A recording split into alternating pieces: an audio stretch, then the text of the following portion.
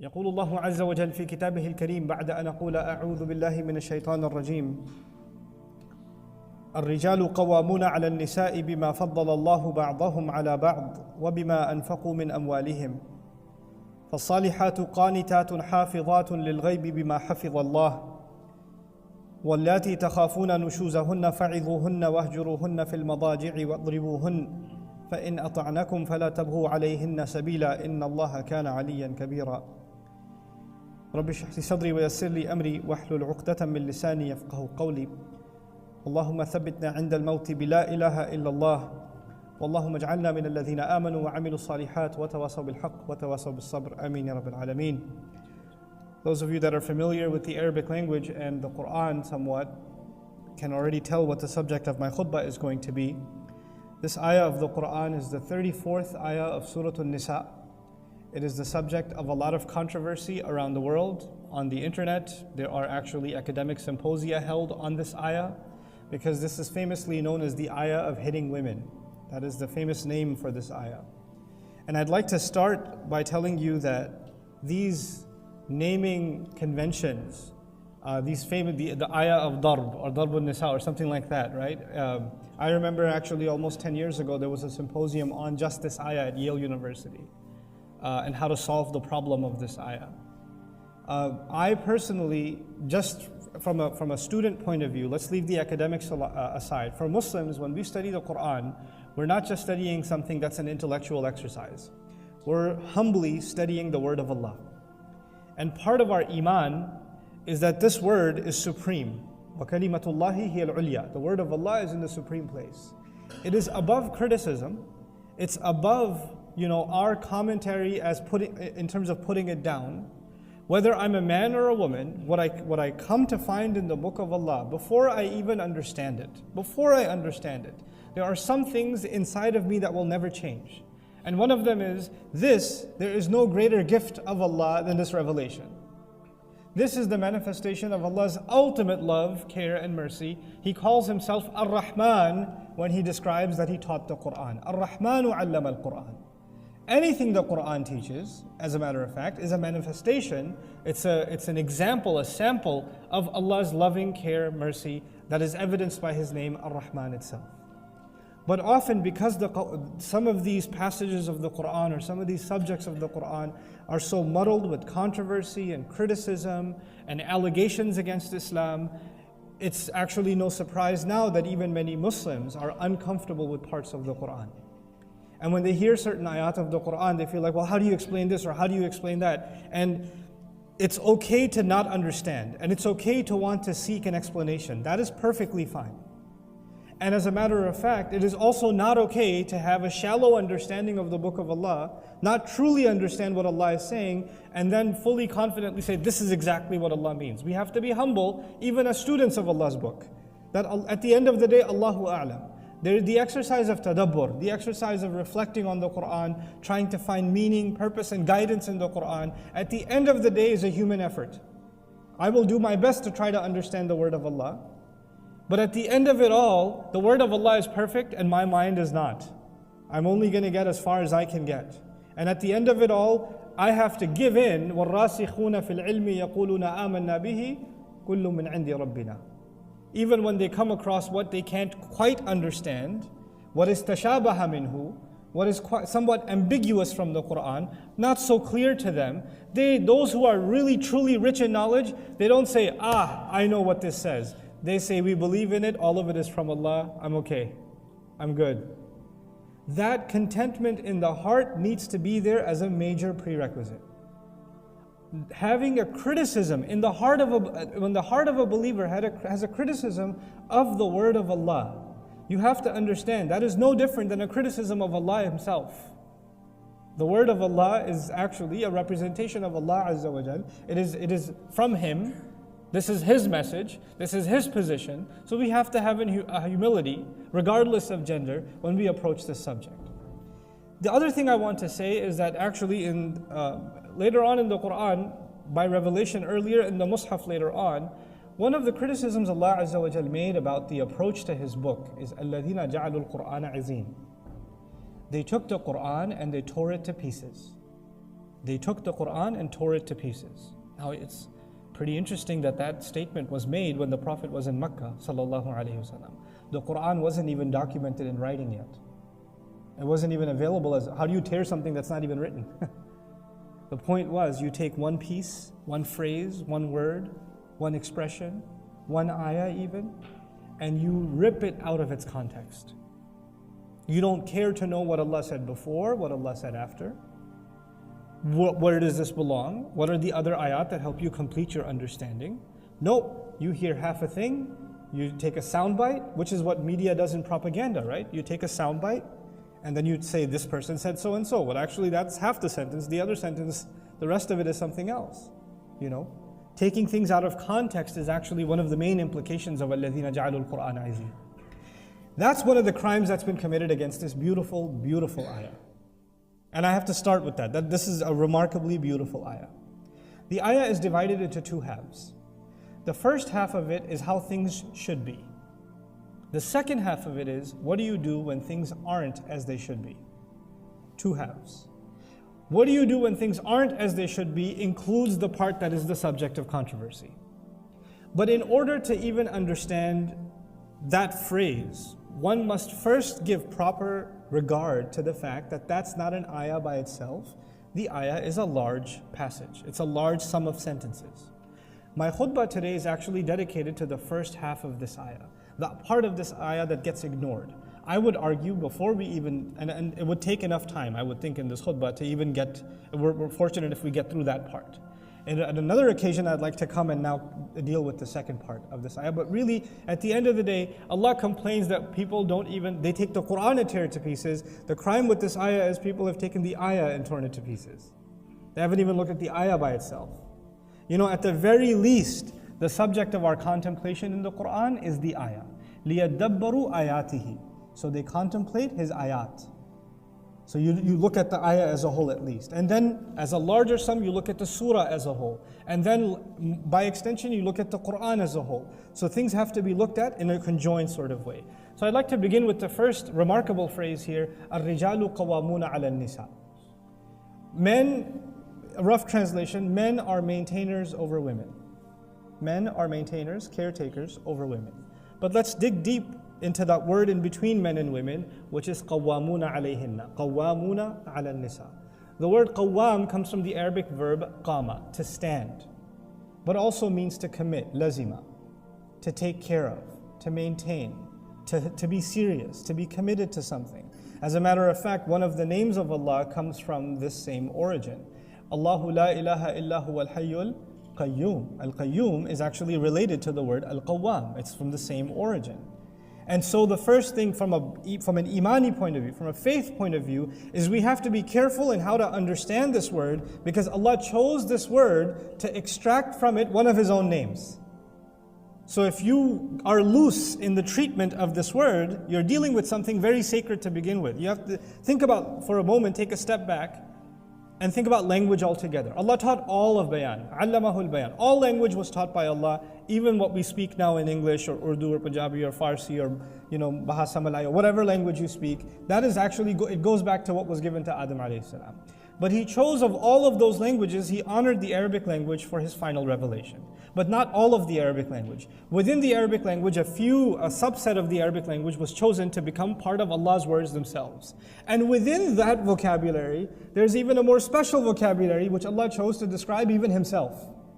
So of the words that have ever been uttered by humanity, the words that have received the greatest honor are the ones that are attributed to Allah Himself. And Al-Qawwamun is actually related to one of those names, Al-Qayyum. Now, to maintain, to commit, to take care of are very direct, immediate implications of qama. Actually, this is from the extended version of this verb comes aqama, from when we say iqamatus salah. It's from the same origin. The first thing I'd like to highlight is from the Arabic point of view, this word has nothing to do with authority. Izzah has to do with authority, Saytara has to do with authority, Sultan has to do with authority. There are several words in Arabic. Arabic is a very rich language. There are several words in Arabic that are available for what word? For what concept? Authority. Qama is not one of them. Qawwam is not one of them. As a matter of fact, Umara is different from Qawwam, or Amir is different from Qawwam. There's a fundamental difference. But unfortunately, in many people's minds, even this opening statement of the ayah is interpreted as men are authorities over women. Do men have authority over women in certain circumstances? Absolutely, I will be the first to tell you. But where does that come from? It comes from other places. It comes from other evidences.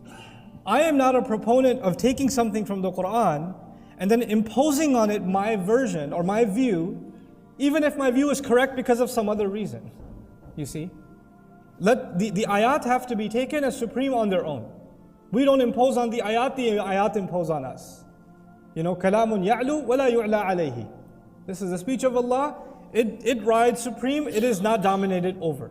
Anyhow, what does this imply? Qawwam actually is called sighatul mubalagha, something that requires takrar, repetition. Like, you know, in Arabic you'll say khabbaz or khayyat or qassas and things like that, right? They come from the same pattern. When somebody does something over and over and over again, and they have to keep going back and doing it, and then they become an expert in doing so, that's why someone who makes a lot of khubz, bread, is a khabbaz, a baker. Because they make it over and over again, they get very good at it, okay? And so when names sound like that, like one of Allah's names is Ghaffar. Ghaffar suggests that Allah doesn't just forgive, He forgives repeatedly, over and over again. He does it. And that suggests, in some cases, even expertise. Qawwam here suggests that men continually express their care, their loyalty, their commitment. They renew it over and over again over women. That's the idea of Qawwam. Someone who maintains, takes care of, shows loyalty, shows love, is actively involved over and over again. In other words, men don't get to be passive in their relationship with their women. It cannot be a passive relationship. It cannot be, she knows I love her. It can't be that. Oh, she knows I care. It can't be that. It needs to actually be expressed actively and repeatedly and constantly. And that's the first implication that is inside Ar-Rijalu Qawwamuna 'ala An-Nisa. But then Allah gives His rationale. Why should this be the case? On what basis should you be the caretaker? Why? Because, first, بِمَا فَضَّلَ اللَّهُ بَعْضَهُمْ عَلَى بَعْضٍ. Because Allah has given some preference over others. Now, first reading of that might make you think that means because men should maintain, take care of, commit themselves, and renew and continually refresh their commitment to their women because Allah gave preference to men over women. But actually that would have been بِمَا فَضَّلَهُمُ اللَّهُ عَلَيْهِنَّ. When He says بِمَا فَضَّلَ اللَّهُ بَعْضَهُمْ عَلَى بَعْضٍ, that actually means some over others. In other words, in some matters, Allah has given women advantages. And in some matters, Allah has given men advantages. I'll give you, for example, a Quranic advantage Allah gave women. وَاتَّقُوا اللَّهَ الَّذِي تَسَاءَلُونَ بِهِ وَالْأَرْحَامَ إِنَّ اللَّهَ كَانَ عَلَيْكُمْ رَقِيبًا. Beginning of this surah itself, Surah An-Nisa. Allah mentioned taqwa of Himself, and then He mentioned taqwa of the womb. Al-Arham. وَاتَّقُوا اللَّهَ الَّذِي تَسَاءَلُونَ بِهِ وَاتَّقُوا الْأَرْحَامَ. بمعنى وَاتَّقُوا الْأَرْحَامَ. Have taqwa of the wombs of the mother. What a status given to the woman. That Allah put taqwa, which occurs either for Allah or for Judgment Day or for protecting yourself from Allah's torment in the Akhirah. Be that careful of Allah. Be careful of Judgment Day. Be careful of the womb of the mother. Be careful of the relationships of the womb. And everything that comes with it, whether it's marriage, motherhood, your aunt, your grandparents, etc., grandchildren, whatever bonds you to somebody through the womb is a sacred bond now that you should have taqwa of. What an advantage that's been given. Other places in the Qur'an, Allah will say, وَلَهُنَّ مِثْلُ الَّذِي عَلَيْهِنَّ بِالْمَعْرُوفِ. He has given them some advantages in compensation for some of the disadvantages. That's what Allah will say Himself. And this is in a dignified way. That Allah did this not to humiliate them, but He added even the qualification, بِالْمَعْرُوفِ, at the end of that phrase. So the idea here is Allah is actually encouraging men to acknowledge that women have been given certain honors, and because of it, they must go out of their way to take care of women. They must actually acknowledge the blessings Allah has given them, the merits that Allah has given them, and in acknowledgement of that, now you've been put not in a position of advantage, but rather in a position of responsibility. This is a burden on you. This is something you'll be asked about. This is actually in line with ثُمَّ لَتُسْأَلُنَّ يَوْمَئِذٍ عَنِ النَّعِيمِ. On that day you'll be asked about the favor, the blessings you enjoyed. And that is one of them. But then he adds a second qualification. Another basis for which you must maintain and take care of your women is وَبِمَا أَنْفَقُوا مِنْ أَمْوَالِهِمْ. Also, this is actually commonly not understood. Our Mufassirun exhausted themselves over this. وَبِمَا أَنْفَقُوا مِنْ أَمْوَالِهِمْ. The ba, they say لِلْإِبْتِدَاء. One argument is لِلْإِبْتِدَاء. What does that suggest? It means because the starting point of their relationship with their women is that they spend from their monies. Your relationship with your spouse isn't, well, I pay the bills, I pay the rent, I'm paying the car insurance, I'm paying the cell phone, I'm paying for your shopping, I'm paying, so I don't have to do anything else.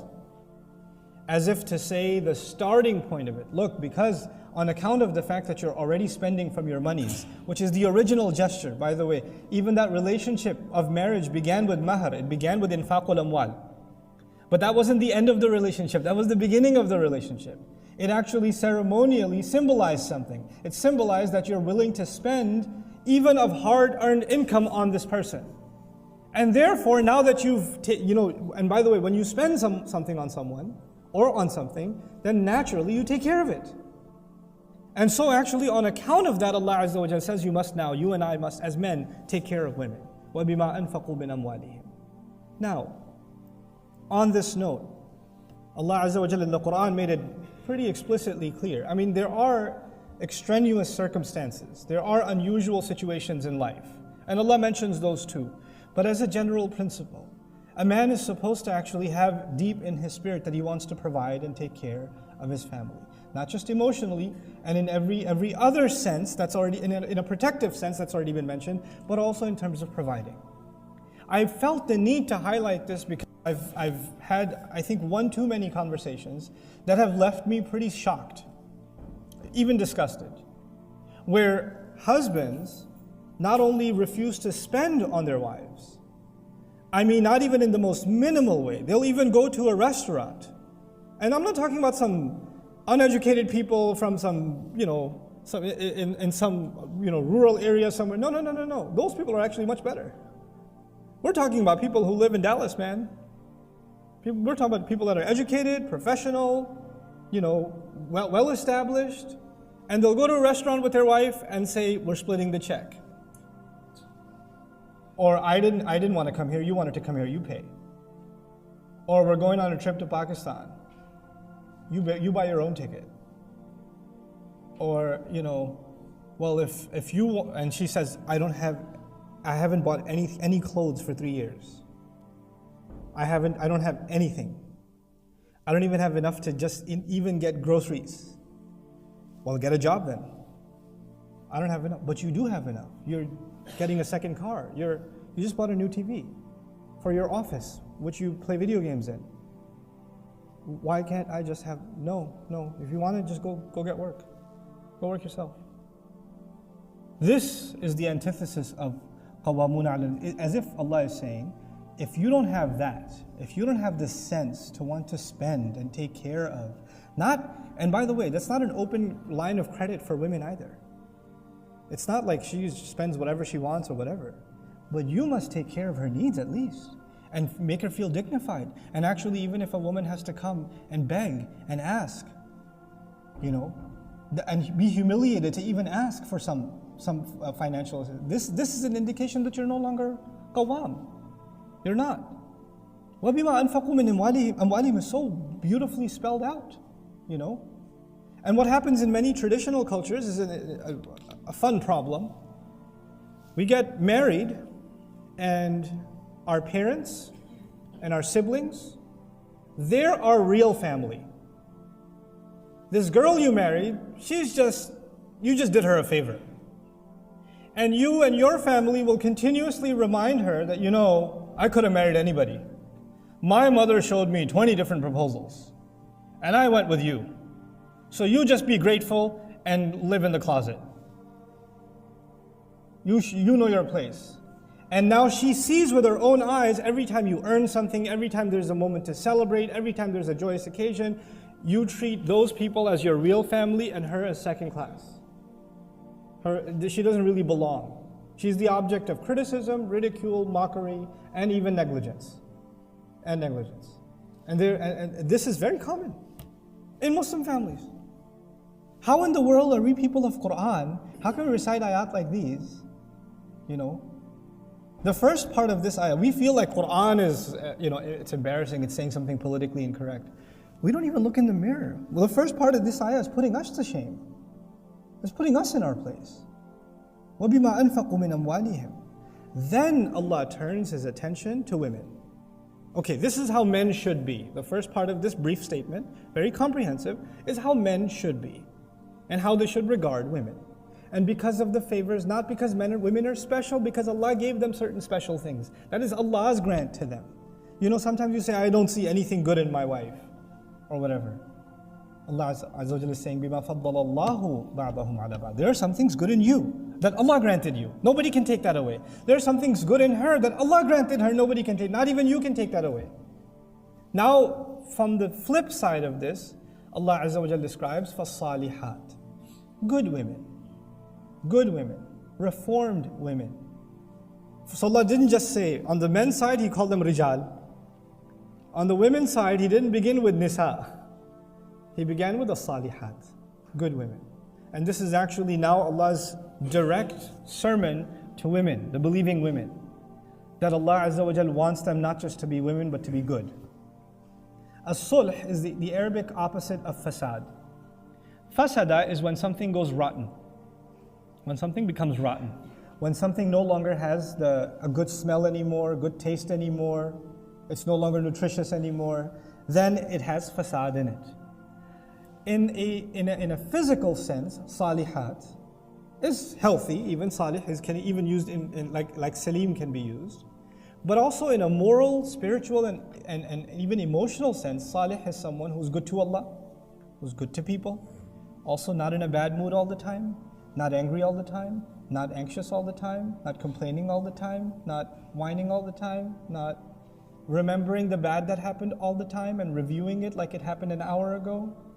Not reliving it and then crying over again all the time, not lost in the negative. They're salihat. They actually, by the way, from it comes the word sulh, which means reconciliation. Their attitude is one of ending conflicts, not of furthering them. Now what happens often is because we've hurt each other. Men have hurt women, women have hurt men, right? And women have been given an incredible amount of patience, that's why they're mothers. They have far more tolerance than we do. Try taking care of your kid and compare that to the way your wife will take care of your kid. There's no comparison. There's no comparison. But then, when a woman is exhausted so much in so many other parts of her life, she has no energy left to be tolerant with her spouse. So all of that frustration comes out with him. And then she blows up on him. He comes home from work, and she's just railing on him. And then he says, why are you talking to me like this? And she'll say, well, I have no one else to talk to. I'm just expressing myself. There's a two-part problem here. When a husband failed to be qawwam, and when she failed to be salihah. فَالصَّالِحَاتُ. Then he says, قَانِتَاتٌ حَافِظَاتٌ لِلْغَيْبِ. Qanitat means subservient, but not to the man. Qunut in Qur'an, from my conviction, Allahu A'lam, there's both opinions, to be honest with you. But from what I can see, qanitat is actually subservient, submissive, but not to the man, but rather to Allah Azza wa Jalla. They're good, and they're subservient to Allah. Now if you can be subservient to Allah, everything your husband asks of you is already taken care of. Why? Because when somebody's subservient to Allah, when they're submissive to Allah, then a spouse truly becomes libas for the other. Then they cover for the faults of the other.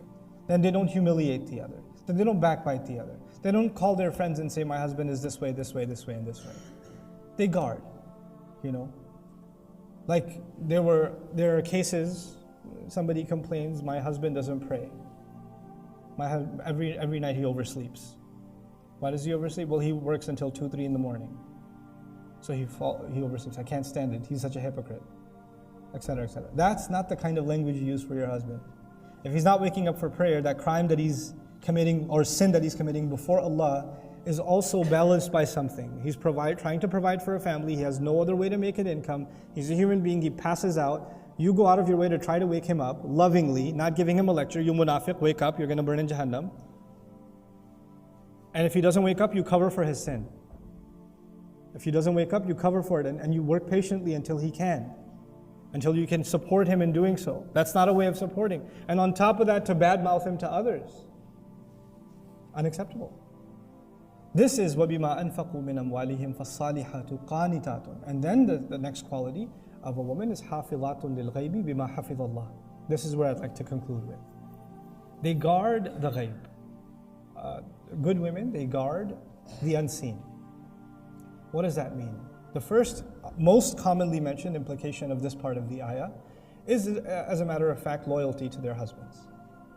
Loyalty in the sense that they don't expose them to others. Loyalty also that when the husband is gone, they're not doing something the husband wouldn't have wanted them to do. Loyalty also in the most explicit sense that they're not cheating on their husband, whether physically cheating on their husband or emotionally cheating on their husband. No, I'm just talking to him. I just text him every once in a while when I feel alone. We're just friends. No. That's also emotional infidelity. There are levels of infidelity. They guard the unseen. They guard when the husband isn't there. They protect themselves, you know. A woman has to ask herself, why is she getting extra dressed up when she's going out, when the husband isn't there? Why is she putting on extra levels of makeup, etc., when so-and-so people are going to be there? I'm not there to make that call. You're not going to be there to you have to make that call yourself. Why are you doing this? Where is this coming from? Why are you changing your profile picture? For who? You know, why is that happening? Why are you posting newer and newer poses as a married woman? What's that about? Who are you trying to impress? You can lie to yourself. You can even rationalize it to me. I'm not interrogating you. I'm asking you to interrogate yourself. You just have to interrogate yourself. حَافِظَاتٌ لِلْغَيْبِ. On account of what Allah meant to be guarded. Some more reflective interpretations of this before I leave you are also that Allah Azza wa Jal made women حَافِظَاتٌ لِلْغَيْبِ in that they're protective of things they can't see. They're more careful and mindful and spiritually more alert than men are. You know, like in a sense that, you know, when they make dua, they consider so many more things that men done. A woman dua for like 15 minutes and she's sitting there and she's crying. Why? Because every concern is a big one to her, especially matters of, you know, what she can't predict, what's going to happen in the future, etc., you know? So Allah put that as a good quality in her too. Hafilatun lil ghaib has a spiritual dimension also, on account of what Allah has meant to be guarded. This is the first part of the ayah that is the subject of so much controversy. This is where marriage is supposed to be, the function of marriage is described in the most beautiful and comprehensive way. Before we even get to what goes wrong, which by itself, I would fully, confidently argue is beautiful advice. It's absolutely beautiful advice. And inshallah ta'ala, when the time comes when we discuss it phrase by phrase and go through it, hopefully inshallah ta'ala, you have a renewed appreciation also of what Allah Azza wa Jalla is saying and what He's getting at in this remarkable ayah. But even before I go to that, just one last thing I'd like to share with you. Right after this conversation, what should be the right way to go about a relationship? What happens when a relationship goes bad? Right after that, what is the statement of Allah Himself? وَاعْبُدُوا اللَّهَ وَلَا تُشْرِكُوا بِهِ شَيْئًا وَبِالْوَالِدَيْنِ إِحْسَانًا وَبِذِي الْقُرْبَى وَالْيَتَامَى وَالْمَسَاكِينِ وَالْجَارِ ذِي الْقُرْبَى وَالْجَارِ الْجُنُبِ وَالصَّاحِبِ بِالْجَنْبِ وَابْنِ السَّبِيلِ وَمَا مَلَكَتْ أَيْمَانُكُمْ إِنَّ اللَّهَ لَا يُحِبُّ مَنْ كَانَ مُخْتَالًا فَخُورًا.